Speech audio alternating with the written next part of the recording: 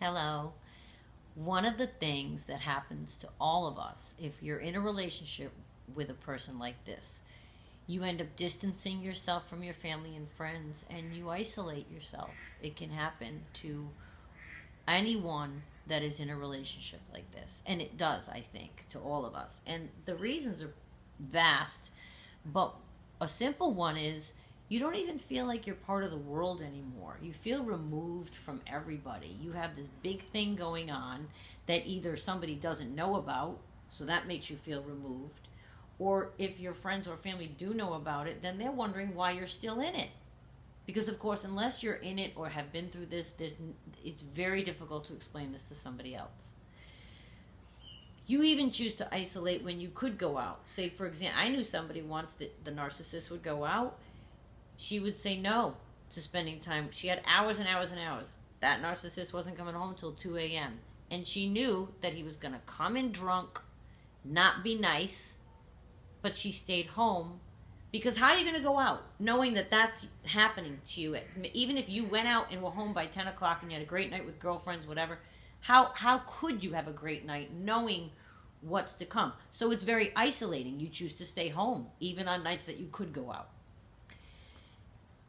The isolation is what I want you to bask in. And the way to do that is you can either spend a lot of that time anxious and worried about the future or sad and regretful about the past.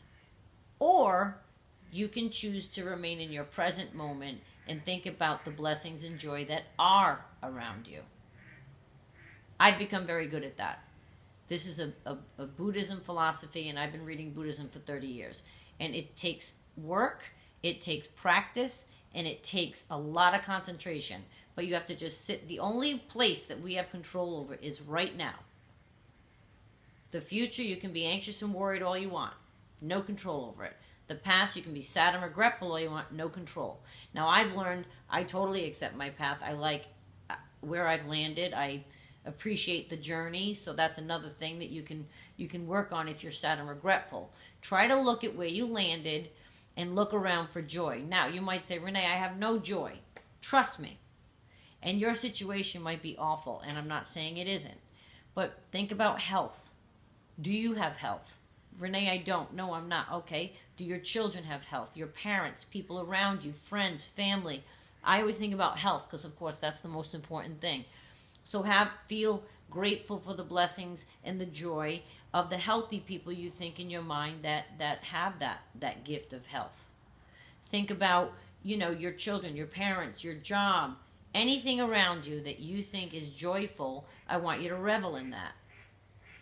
And if you still can't come up with any joy, then go find some. Go volunteer somewhere. It is impossible not to feel good about yourself and joyful once you volunteer. It's mathematically impossible to not feel good about yourself once you volunteer. Renee, I don't have time to volunteer. Okay, then this is what I want you to think about. I want you to think about, I'm going to read this to you. I don't want to get it wrong. It's very short. It's by Britton Oakman. If you're sitting isolated in your house and just listen. I lied and said I was busy. I was busy, but not in a way most people understand. I was busy taking deeper breaths. I was busy silencing irrational thoughts. I was busy calming a racing heart. I was busy telling myself I am okay. Sometimes this is my busy, and I will not apologize for it. Let your busy be that, but at least let it be that. Take deeper breaths. Silence irrational thoughts.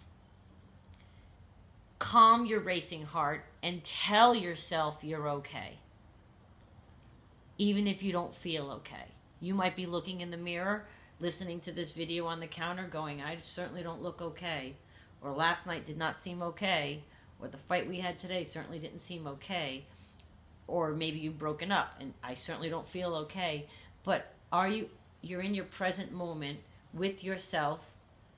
It's a gorgeous day wherever you are. Think of whatever. Do you have a pet? Do you have if you learn to embrace your present moment and the joy that it represents, and it does and has to represent some joy for everyone. There's something, and if you think of it, then concentrate on that while you're sitting there isolated. And I understand the isolation is a tricky thing. It is tricky because then when you start to try to snap, and maybe it's a control thing and you're stuck in the house or whatever, and they tell you not to see your friends and family, that can happen. That absolutely can happen.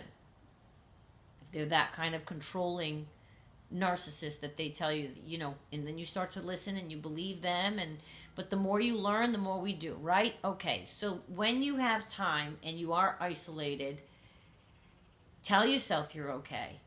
Count your blessings around you and rely on that strength to build yourself back up. Even if you feel stuck in your situation, that does not mean that you can't be strong on the inside and take some power back on the inside, even if it's just for yourself. It's vital to your mental well-being that you don't further isolate and disenfranchise from the entire planet. I get it. You don't want to even talk to people. What would you say? You know what's happening in your life. You feel removed from them. Get in touch with your own joy and your own blessings and your own appreciation for your present state, whatever is good, first. And then move on to think about and be anxious about the future. Or you can be sad about something in the past, but don't dwell on it. That'll make you depressed. Revel in the now, just the now. Find your blessing and your joy, and think about that.